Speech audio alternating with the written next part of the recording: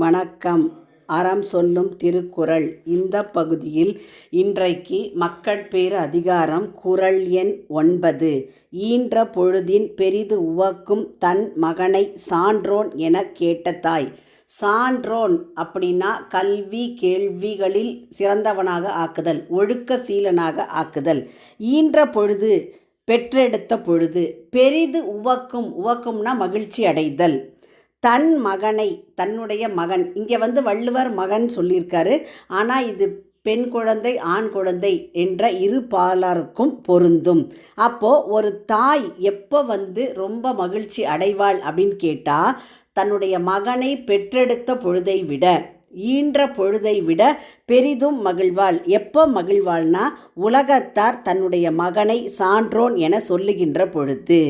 குறளினுடைய பொருள், தன் மகனை நற்பண்பு நிறைந்தவன் என பிறர் சொல்ல கேள்வியுற்ற தாய் தான் அவனை பெற்ற காலத்து உற்ற மகிழ்ச்சியை விட பெரிதும் மகிழ்வாள். அப்போது அந்த குழந்தையை வளர்த்து ஆளாக்கி நல்லா படிக்க வச்சு ஒரு நல்ல வேலையில் சேர்த்து அவன் ஒழுக்கத்தில் சிறந்தவனாக, சான்றோர் அப்படின்னாலே ஒழுக்கத்தில் சிறந்தவர்கள் அப்படின்னு பொருள். சாதாரணமாக நம்ம சொல்லுவோம் சான்றோர்னால் நிறைய படிச்சிருக்காங்க, கல்வி அறிவு இருக்குது, அறிவாளியாக இருக்காங்க. அது கிடையாது. ஒழுக்கத்தில் சிறந்தவர்கள் சான்றோர் என போற்றப்படுவர். அப்படி தன்னுடைய பிள்ளையை பலர் சான்றோன் என்று சொல்லுகின்ற பொழுது அந்த தாயானவள் பெற்றெடுத்த பொழுதை விட மிகவும் மகிழ்வாள் அப்படின்னு சொல்கிறார் வள்ளுவர். இப்போது அப்பா தோளுக்கு மேலே வளர்ந்துட்டா தோழன் அப்படின்னு சொல்லுவாங்க பையனை. அதனால் அவர் கொஞ்சம் அவங்க ரெண்டு பேருக்கு இடையில் ஒரு தூரம் வர ஆரம்பிச்சிடும். ஆனால் தாய்க்கு தன்னுடைய பையன் எப்பயுமே வாடா போடா, என்னடா செஞ்ச, சாப்பிட்டியாடா அப்படின்னு அந்த தாய் பாசத்தில் அவங்க அந்த மாதிரி அந்த குழந்தையோட நெருங்கி பேசுவாங்க.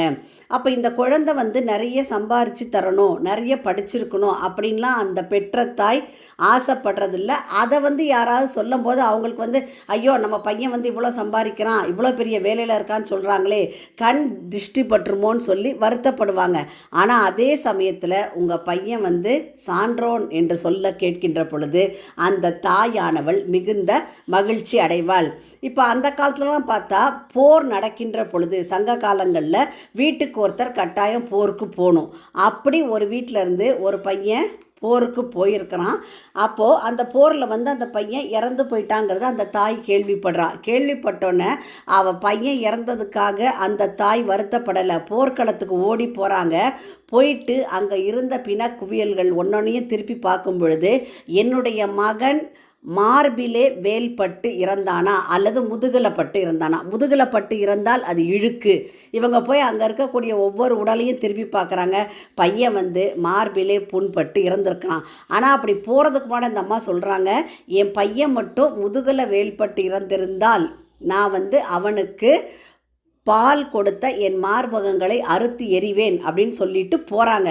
ஆனால் அங்கே பையன் மார்பிலே புண்பட்டு இறந்திருக்கிறான். அதை பார்த்த உடனே அந்த தாய் அடைந்த மகிழ்ச்சிக்கு அளவே இல்லை.